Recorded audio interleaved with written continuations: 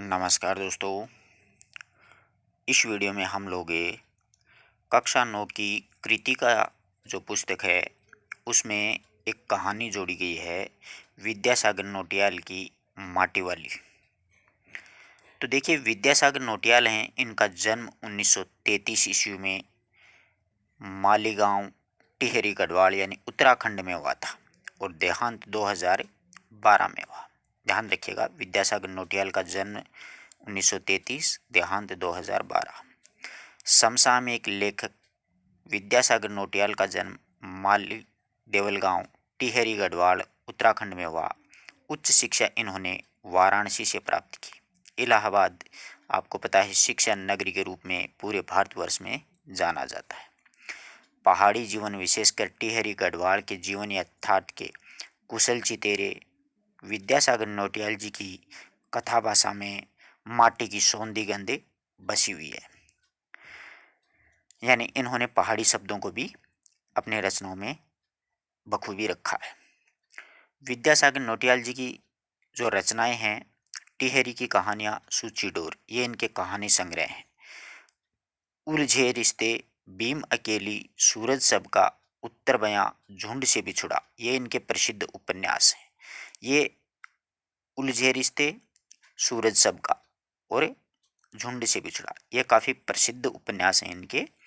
तो इनको स्पेशली आप ध्यान रखिएगा, सीधी सीधी रचना के रूप में भी पूछ लिया करते हैं कभी कभी कि सूरज सबका किसकी रचना है। मोहन गाता जाएगा, ये इनकी आत्मकथा है। ठीक है, ये लेखक का परिचय। अब थोड़ा सा पाठ के बारे में देख लेते हैं, माटी वाली।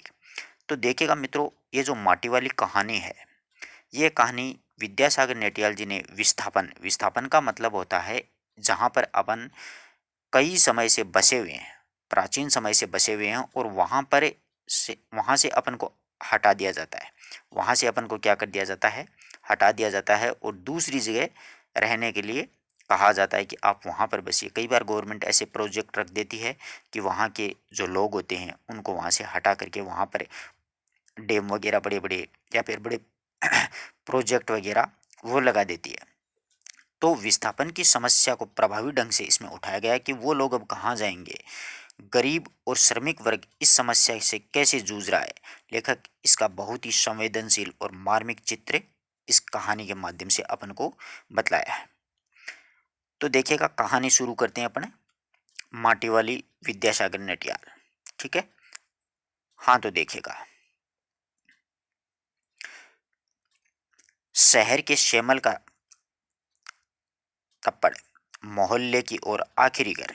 यह शहर के श्यामल का तप्पड़ एक मोहल्ला है, उसके और बने आखिरी घर की खोली में पहुंचकर उसने दोनों हाथों की मदद से अपने सिर पर धरा हुआ बोझा नीचे उतारा। मिट्टी का बना कंटर, कंटर होता है कनस्तर, जिसमें ये मिट्टी डाल के लाया करती थी। एक बुढ़िया औरत की कहानी है ये माटी वाली। टिहरी शहर में शायद ही ऐसा कोई घर बचा होगा जिसे वह नहीं जानती हो, माटी वाली, या फिर उसे कोई न जानता हो। यानी सब, वो भी सभी घरों को जानती थी और घर वाले भी उनको जानते थे। घर के कुल निवासी बरसों से वहाँ रहते आ रहे हैं, किराएदार, उनके बच्चे तलक, घर घर में लाल मिट्टी देते रहने का काम करने वाली यह अकेली बुढ़िया औरत है। उसका कोई प्रतिद्वंदी नहीं है, यानी वो अकेली ये धंधा करती है। उसके बगैर तो लगता है कि टिहरी शहर में कई घरों में चूल्हे का जलना तक मुश्किल हो जाएगा, क्योंकि वो लाल मिट्टी देती है। वह न रहे तो लोगों के सामने रसोई और भोजन कर लेने के बाद उन्हें चूल्हे चौके की जो लिपाई करने की समस्या पैदा हो जाएगी। भोजन जुटाने और खाने की तरह रोज की एक समस्या घर में साफ लाल मिट्टी हो तो हर हालत में मौजूद रहनी चाहिए। यानी लाल मिट्टी तो बहुत ज़रूरी है वहाँ पर चूल्हे चौके के लिए। चूल्हे चौके को लीपने के अलावा साल में या फिर 2 साल में मकान के कमरों, दीवारों की गोबरी लिपाई करने के लिए भी लाल मिट्टी ज़रूर पड़ती रहती है। इसकी ज़रूरत पड़ती है लाल मिट्टी की। शहर के अंदर कहीं माटा खाना नहीं है। भागीरथी और भीलगंगा, ये जो नदियों के नाम है, ध्यान रखना, भागीरथी और भीलगंगा, दो नदियों के तटों पर बसे हुए यह टिहरी शहर की मिट्टी इस कदर रेतीली है कि उसमें चूल्हे की लिपाई का काम नहीं किया जा सकता। आने वाले नए नए जो किराएदार हैं वो भी एक बार अपने घर के आंगन में उसे देख लेते हैं तो अपने आप माटी वाली के ग्राहक बन जाते हैं। यानी नए जो किराएदार आते हैं ना वो भी ग्राहक बन जाते हैं। घर घर जाकर के माटी बेचने वाले नाटे कद की एक हरिजन बुढ़िया है ये। कौन है? एक हरिजन बुढ़िया माटी वाली। ठीक है, ये माटी हर घर में देती रहती, यही इसका काम है। शहरवासी सिर्फ माटी वाली को ही नहीं उसके कंटर को भी, यानी सर पे रखा हुआ कनस्तराना जिसमें मिट्टी डाल करके वो लाया करती थी, उसको भी अच्छी तरह से पहचानते हैं। रद्दी कपड़े को मोड़कर बनाए गए एक गोल डिल्ले, ये वो होता है जो सर पे रखा जाता है जिसको अपन इंडोनी बोलते हैं। उस प्रकार का गोल गोल कपड़े को गोल करके मोड़ करके बनाया, उसके ऊपर अपना कनस्तर रख लेती है। उसके ऊपर लाल चिकने मिट्टी के छुलबुले भरा कनस्तर टिका रहता है, जिसके ऊपर किसी ने कभी कोई ढक्कन लगा हुआ नहीं देखा, यानी कनस्तर बिल्कुल खुला रहता। अपने कंटर को इस्तेमाल में लाने से पहले वह उसके ऊपरी ढक्कन को काट करके निकाल फेंकती है और ढक्कन के नए रहने पर कंटर के अंदर मिट्टी भरने और उसे खाली करने में आसानी रहती है, इसलिए वो ढक्कन को उतार देती है। उसके कंटर को जमीन पर रखते रखते सामने के घर से कोई 9-10 साल की एक छोटी सी लड़की, एक कामिनी, यहाँ पर पूछा जा सकता है कि उसको बुलाने के लिए कौन आई, माटी वाली को बुलाने के लिए, तो कामिनी कितने वर्ष की थी? 9-10 वर्ष की। वहां पर पहुंची और उसके सामने खड़ी हो गई। मेरी माँ ने कहा है जरा हमारे घर भी आना। माटी वाली कहती है अभी आती हूँ। घर की मालकिन ने माटी वाली को अपने कंटर की माटी कच्चे आंगन के एक कोने में उड़ेल देने के लिए कहा कि तुम्हारी माटी इस आंगन में उड़ेल दो, तुम बहुत भाग्यवान हो। मालकिन बोलती है चाय के टेम आई हो, टेम यानी चाय के समय, हमारे घर भाग्यवान आए खाते वक्त, यानी अब खाने का वक्त है, चाय के साथ तुम 2 रोटी भी खा लेना। वह अपनी रसोई में गई और 2 रोटियां लेती आई। रोटियां उसे सौंप करके वह वापस अपनी रसोई में घुस गई, अपने काम में लग गई। माटी वाली ने अपने आसपास माटी वाली के पास अपने अच्छे या बुरे भाग्य के बारे में सोचने का ज्यादा कोई वक्त नहीं था। घर की मालकिन के अंदर जाते ही माटी वाली ने इधर उधर तेज नजरें दौड़ाई। हाँ, उस वक्त वह अकेली थी और उसे कोई देख नहीं रहा था। उसने फौरन अपने सिर पर धरे हुए एक ढिल्ले के कपड़े के मोड़ों को हड़बड़ी में एक झटके में खोला और सीधा कर लिया। एक कोई साफ कपड़ा था। फिर इकरा खुल जाने के बाद में उसने क्या किया, वह एक पुरानी चादर के एक फटे हुए कपड़े के रूप में उसे प्रकट कर लिया, यानी 2 रोटियों को डाल लिया था उसने अंदर। मालकिन के बाहर आंगन में निकलने से पहले उसने चुपके से अपने हाथ में थामी 2 रोटियों में से एक रोटी को मोड़ा और उसे कपड़े में लपेट करके गांठ बांध ली और साथ ही अपना मुंह यूं चलाने लगी जैसे खाना खा रही है, खाने का दिखावा करने लग गई। और घर की मालकिन पीतल के एक गिलास में चाय लेकर के लौटी और उसने वह गिलास बुढ़िया के पास जमीन पर रख दिया। उसने 2 रोटियां अपने बुढ़े के लिए बचा के रख ली थी माटी वाली ने। ले, सादा बासी साग कुछ भी नहीं है अभी तो, और इसी समय चाय के साथ ही निकल जा कि ये रोटियां चाय के साथ खा ले।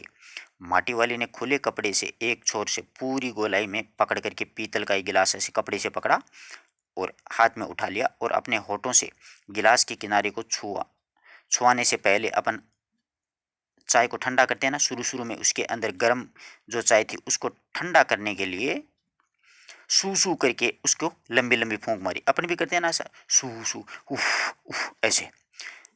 तब रोटी के टुकड़ों को चबाते हुए धीरे धीरे चाय सुड़कने लगी। चाय तो बहुत अच्छा साग होता है जी, हो जाती है ठकुराइन। मालकिन कौन थी? ठकुराइन। उसको बोलती है कि चाय तो बहुत अच्छा साग हो जाती है ठकुराइन, भूख तो अपने में ही एक साग होती है बुढ़िया। अब वो ठकुराइन कहती है कि भूख तो अपने आप में एक साग होती है। सच्ची बात यही है कि भूख लगी हो तो सब्जी की कोई आवश्यकता नहीं है, रूखी सूखी रोटियां बहुत अच्छी लगती हैं, बहुत आनंद आता है खाने में। यह कथन बहुत प्रसिद्ध है, परीक्षा में पूछे जाने योग्य है, ध्यान रखना कि भूख मीठी की भोजन मीठा, कि भूख मीठी होती है कि भोजन मीठा, ये बता पहले तो। तुमने अभी तक पीतल के गिलास संभाल कर रखे हैं ठकुराइन जी? पूरे बाजार में तो और किसी घर में अब तक नहीं मिल सकते हैं ऐसे गिलास। अब ठकुराइन कहते इसके खरीदार कई बार हमारे घर के चक्कर काट करके लौट गए, पुरखों की गाढ़ी कमाई से हासिल की गई चीज़ों को हराम के भाव बेचने को मेरा दिल गवाही नहीं देता कि इनको मैं नहीं बेचूंगी। हमें क्या मालूम कैसी तंगी के दिनों में अपनी जीभ पर कोई स्वादिष्ट चटपटी चीज़ रखने के बजाय मन महसूस कर दो दो पैसे जमा करते रहने के बाद खरीदी होंगी ये पुरानी चीज़ें, पीतल के गिलास। उन्होंने ये तमाम चीज़ें जिनके हमारे लोगों की नज़रों में अब कोई कीमत नहीं रह गई है, बाजार में जाकर पीतल का भाव पूछो तो ज़रा दाम सुन करके दिमाग चकराने लगता है। और ये व्यापारी हमारे घरों में हराम के भाव इकट्ठा कर ले जाते हैं। तमाम बर्तन भांडे, कांसे के बर्तन भी गायब हो गए हैं सब घरों से, यानी कांसे के बर्तन वास्तव में ही गायब हो गए हैं। आजकल तो स्टील आ गया है ना। इतनी लंबी बात नहीं सोचते बाकी लोग। अब जिस घर में जाओ वहाँ या तो स्टील के भांडे दिखाई देते हैं या फिर कांच और चीनी मिट्टी के। बात बिल्कुल सही है, कांसे का बर्तन गायब हो गया।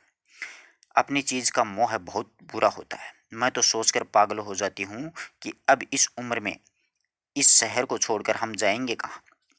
ठकुराइन जी जो जमीन जायदादों के मालिक हैं वे तो कहीं ना कहीं अपने ठिकाने पर चले जाएंगे, पर मैं सोचती हूँ मेरा क्या होगा। वो कहती है कि मेरा क्या होगा, मेरी तरफ देखने वाला तो कोई भी नहीं है।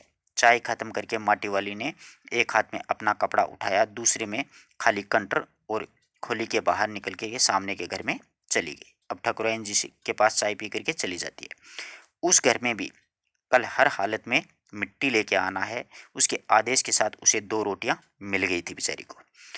उन्हें भी वह अपने कपड़े में एक दूसरे छोर में बांध लिया। लोग जाने तो जाने कि यह रोटियां अपने बुढ़े के लिए ले जा रही है, यानी अपने पति के लिए माटी वाली।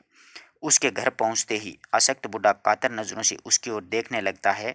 वह घर में रसोई बनाने का इंतजार करने लगता है कि अब तो खाना बनेगा। आज वह घर पहुंचते ही 3 रोटियां अपने बुढ़े के हवाले कर देगी। रोटियों को देखते ही बुढ़े का चेहरा है वो खिल उठेगा। साथ ही ऐसा भी बोल देगी कि साग तो कुछ नहीं है अभी। और तब वह जवाब में सुनाई देगा कि भूख मीठी की भोजन मीठा। अपने बुढ़े को कहेगी कि तुझे भूख मीठी है, भोजन मीठा है। उसका गांव शहर से इतना पास भी नहीं है, कितना भी तेज चलो फिर भी घर पहुंचते पहुंचते 1 घंटे का समय लग जाता है। यहाँ पर पूछा जा सकता है कि वो घर पहुंचती थी शहर से अपने घर तक तो कितना समय लगता था, 1 घंटे का। रोज सुबह निकल जाती वह अपने घर से, पूरा दिन माटा खाना में मिट्टी खोदने, फिर विभिन्न घरों में, विभिन्न स्थानों में फैले हुए घरों तक उसे ढोने में उसका बीत जाता है। घर पहुंचने से पहले रात गिरने लगती है। उसके पास अपना कोई खेत नहीं है, कोई ज़मीन का टुकड़ा भी नहीं है। झोंपड़ी है जिसमें वह गुजारा करती है, वो एक गांव के ठाकुर की ज़मीन पर खड़ी हुई झोंपड़ी है। कोई ठाकुर अच्छा आदमी था, उसने वो जगह दे दी उसको। उसकी ज़मीन पर रहने की एवज में वो ठाकुर उससे कुछ ना कुछ, भले आदमी के घर पर भी माटी वाली कई तरह के कामों की बेगार है वो उसको करनी पड़ती है, यानी कुछ ना कुछ करना पड़ता है। फ्री में उसने भी नहीं दिया। नहीं, आज वह एक गठरी में बदल गए। अपने बुढ़े को कोरी रोटियां नहीं देगी। माटी बेचने से उसे कुछ आमदनी हुई है, उससे एक पाव प्याज खरीदेगी। पूछा जा सकता है उसने प्याज कितना खरीदा, तो पाव। प्याज को कूट करके वह उसे जल्दी जल्दी तल देगी। बुढ़े को पहले रोटियां दिखाएगी ही नहीं, सब्जी तैयार होते ही परोस देगी और उसके सामने 2 रोटियां। अब वह 2 रोटियां भी नहीं खा सकता, एक रोटी भी खा पाएगा, बस एक ही रोटी खा पाएगा। बूढ़ा हो गया है, 2 रोटियां उसके पचेंगे नहीं। हद से हद 1.5 खा लेगा, अब उससे ज़्यादा नहीं पचता। बाकी बची 1.5 रोटियों से माटी वाली अपना काम चला लेगी। एक रोटी तो उसके पेट में पहले ही जमा हो चुकी है, यानी चाय के साथ खा ली उसने। मन में यह सब सोचती, हिसाब लगाती हुई अपने घर की ओर वो पहुंच गई। अब अपने घर पहुंचती है। उसके बुढ़े को अब रोटी की कोई ज़रूरत नहीं है, यानी बूढ़ा आज मर चुका था। माटी वाली के पाँव की आहट सुनकर हमेशा की तरह आज वह चौंका नहीं। उसने अपनी नजरें उसकी तरफ घुमाई नहीं। घबराई हुई माटी वाली ने उसे छूकर देखा, वह अपनी माटी छोड़कर जा चुका था, यानी वो आज मर चुका था। टिहरी का बांध बनने वाला था। पुनर्वास के साहब ने उनसे पूछा कि वह कहाँ रहती है। तुम तहसील से अपने घर का प्रमाण पत्र लेने के लिए आ जाना, उसे तहसीलदार ने कहा। मेरी जिंदगी तो इस शहर के तमाम घरों में माटी देते हुए गुजर गई साहब। माटी कहाँ से लाती हो? माटा खाना से लाती हूँ। माटी बता दी कि माटा खाना से लाती हूँ। तो वही माटा खाना है, वो तेरे नाम चढ़ गया है, ऐसा तहसीलदार साहब ने कह दिया। तो हम तेरा नाम लिख देते हैं कि भाई ये ज़मीन तुम्हारी है। माठा खाना तो मेरी रोजी है साहब, यहाँ से तो मेरा जीवन चलता है। बुढ़िया, हमें ज़मीन का कागज़ चाहिए, रोजी का नहीं। बांध बनने के बाद मैं रोज़ क्या खाऊंगी साहब। बेचारी ठीक कहती है कि बांध बन जाएगा यहाँ पर तो मैं क्या खाऊंगी। दुख हुआ इसको। इस बात का फैसला तो हम नहीं कर सकते, वह बात तो तुम खुद ही सोचनी पड़ेगी या खुद ही करनी पड़ेगी। टिहरी बांध की 2 सुरंगें को बंद कर दिया गया है क्योंकि शहर में पानी भरने लग गया है। शहर में आपाधापी मच गई है। शहरवासी अपने घरों को छोड़कर वहाँ से भागने लग गए हैं। पानी भर जाने से सबसे पहले कुल शमशान घाट डूब जाता है। माटी वाली अपनी झोंपड़ी के बाहर बैठी है। गांव के हर एक आने जाने वाले से एक ही बात कहती है कि गरीब आदमी का शमशान नहीं उजरना चाहिए साहब। इस प्रकार से ये विस्थापन से जुड़ी हुई कहानी है। एक गरीब मजदूर के मन पे क्या गुजरती है विस्थापन से, उसको जब वो जगह छोड़ के जाना पड़ता है तो बहुत बुरा लगता है। आशा करता हूँ छोटी सी कहानी आपको आराम से समझ में आई होगी। कोई बात नहीं समझ में आए तो आप लोग कमेंट में पूछ सकते हैं। अपने मित्रों तक शेयर करें।